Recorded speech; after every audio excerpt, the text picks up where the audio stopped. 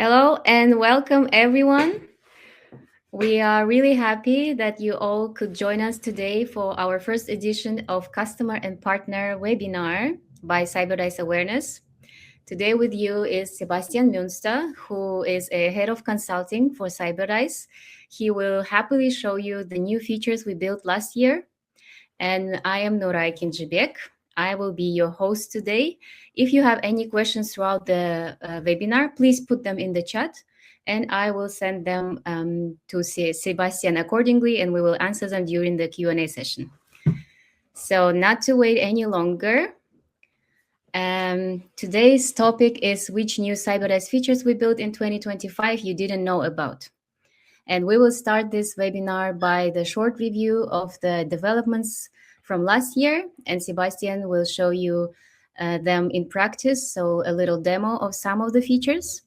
After that, directly we will move to the Q&A session, so I'm sure some of you will have questions on how to implement this in your practices, so feel free to post them in the comments and we will happily answer them and help you with that. After the Q&A session, we would like to ask for your input because we really want to know your opinions on what our company needs to focus on for the next months. So we will do a quick vote session, and Sebi will share our thoughts on the outlook for the next months, and then we will conclude the whole webinar. But throughout the webinar, you still have an opportunity to ask questions. So during the conclusion, we may also conduct a short Q&A session. So without further ado, let's start. And now I am giving the mic to Sebastian. Thanks, Nuray, for the introduction. Thanks for everyone to be here. I'm happy to show you our features. But before we jump right in, thanks a lot to our partners, because for us to grow, we need our partners, and we are happy to support you. Also, warm welcome to all the end customers that make it today. So in 2025, we made big steps in our development. And when I prepared this webinar, I wanted to show you everything. But I tried it. It didn't fit in. So I decided to show you the features I love most. And I love them because they make the work more efficient. They make the tool mightier. And so let's jump in. Let's take a look what we developed, and or at least a selection of it. And I show you what I love most. So first, we developed the autonomous AI OSINT agent. So it's an agent that runs reconnaissance against the employees, against the users in the system. And on this slide, we already have the second feature. I'm showing it to you in the same because it belongs together, the individual messages by AI. So basically, draft spear phishing for everyone. And let me show you how that looks in real life. So when we go, and now I'm on the user and the group already, we have here a tab on the user groups to collect OSINT data. When I click that, it takes a while, so I'll not start it now. The OSINT agent runs in the background and collects user data. So even though this is just a test account, it was associated with my name, so it found some profiles of me, found background information about me, and drafted or collected this data to make phishing mails more interesting, more advanced. And why do we do that? It's very simple. Hackers do it. They use personal information to draft personalized emails, and to train our employees, to train our customers' employees, we have to keep up. So we developed this feature, and we can use it to draft messages. So here I have a genuine phishing message I created with in advanced, and let me show you how we can generate a message using AI that's individualized. So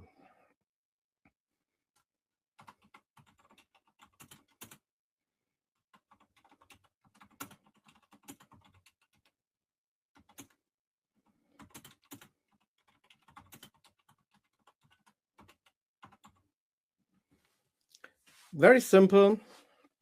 Honestly, at the beginning, when I used it the first time, I over-engineered the messages. I gave it too much information. I asked for too much. So very simple, prompts already do quite a nice job. So this will take a few seconds and to generate us 2 messages for the 2 users. And what I love about this feature, well, it keeps us on the same level as hackers in a way, but it also allows us to train users and employees more efficiently, because in the past, when you send out a phishing mail, the first, maybe the third, opens it and recognizes it as phishing. He sends a message around, and everybody, at least everybody who pays attention, is already aware it's a phishing mail, or is a phishing mail coming. So this one allows you to have an individual message for each. This is one. And the other one looks like that. All right. So let's jump back to my slides. And the second feature I would like to show you that is AI related is the agent-based content analyzer. So we already have the option to report messages with the Outlook plugin for a long time now. Even though we reworked it in the past year, or in the recent past, we also added the option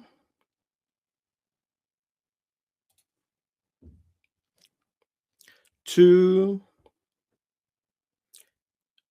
analyze the messages in our incident dashboard. So now let's go to the incident dashboard.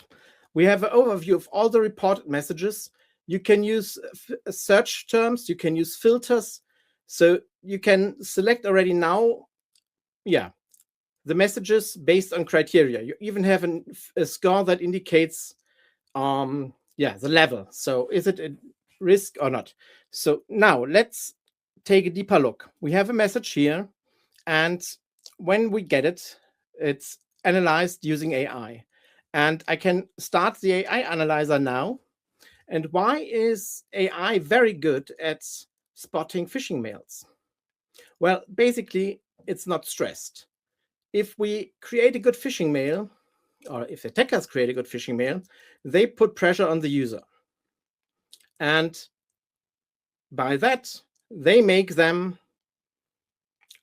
behave irrational. And with the AI analyzer, we allow to analyze it without pressure, and especially to help operators, security operators, to analyze mails efficiently, understand what's going on with the reported phishing mails from their companies, and go on and handle them most efficiently. We'll evolve this tool a lot in the next future. It's one of the things we want to put our focus on, and we'll ask your opinion about it later. So we'll incorporate the features like pass mails onto an external security team and so on. But that's already talking about the future again. The next thing that we did is we redesigned the whole report plugin in combination with the incident console. So in the past, we had a report plugin, but it was not efficient to roll it out, and you didn't get feedback. So by now, you can configure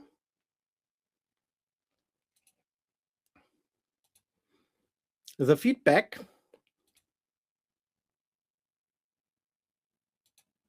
of, here we go, the feedback messages from the system. So when you click on an email reporting the suspicious mail, the reporter will get a feedback straight away.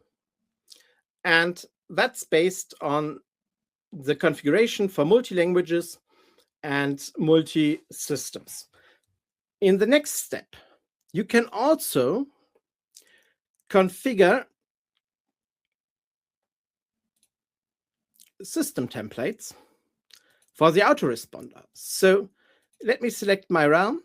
And now I have here a message that when I report a phishing mail and it runs through the analyzer, you get a feedback based on this template, based on the risk score derived for it.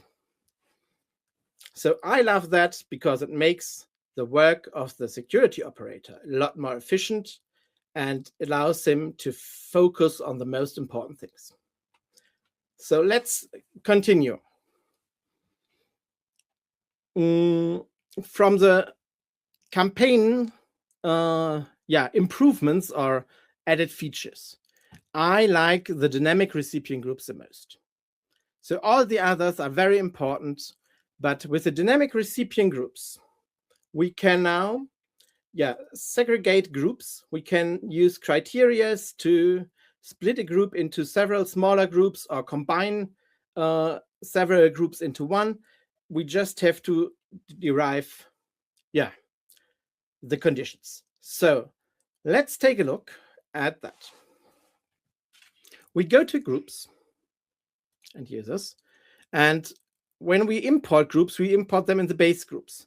But now we also have the dynamic recipient groups, and they allow us to set up conditions in the query editor to segregate the groups. So we have some pre-prepared conditions you can select. So users held 50% of phishing in the last 90 days, or you can give an email list, you can give certain criteria, you can set up almost anything that is in the data. And I like this feature because it allows me as a security operator to train the employees on the level they need. So I can give out a complicated phishing to the very good ones and an easier one for the not so good ones. Or I can give an additional training module to only the users that failed or didn't do trainings in the past. So this makes, in my opinion, the operators work a lot easier and gives you a lot more options. All right, back to my slides. And I think we are already coming up to the last slides. And here I have bulk content white labeling I would like to show you. And let's jump back and let me open my user portal. So now I'm jumping. Sorry about that. We also redesigned the user portal. So now you can have an open training session in the user portal. And to come back to my training, I have here a phishing security awareness training. And I started, and you might realize it looks different than our usual trainings does. And the reason is pretty simple: to show you how this training looks without the configurations applied. It is a very standard looking training for us. So no logo, just a clean design. And with the bulk labeling feature, I applied the CYBERDISE layout. And you can set up, for all tenant operator or tenant system, you can set up several corporate identity, corporate design layouts, which either fit your company or your customer, and apply them to the realms, and it will automatically pull the layout configured there into the trainings for the trainings we are rolling out new that support this feature. So this makes your work in branding a lot easier because you can just do it in one central place. So let's jump back to what I started to show you already, the redesign of the user portal. So we added this page, and you can, in the near future, add trainings straight away, or you already can add them here, but in the future, you can invite people to go here and start the training from here. So already now, every user can go here, check his trainings, and complete them if they're still open. In the history section, you also have more details and cleaner details regarding the history. So this is a brief overview of what we did in the last year. And I'm going back to my presentation. Yeah. So as I already presented in this webinar, only the selection of the features that we developed. I'll also only present a selection of the features that are coming up next. So there are finally, one of the first tickets, and it took us a long time because it was not the right time yet, but now we have it, the report generation. So this allows you to configure reports based on campaigns, and they will be populated automatically, and you can download them either as PDFs or Word.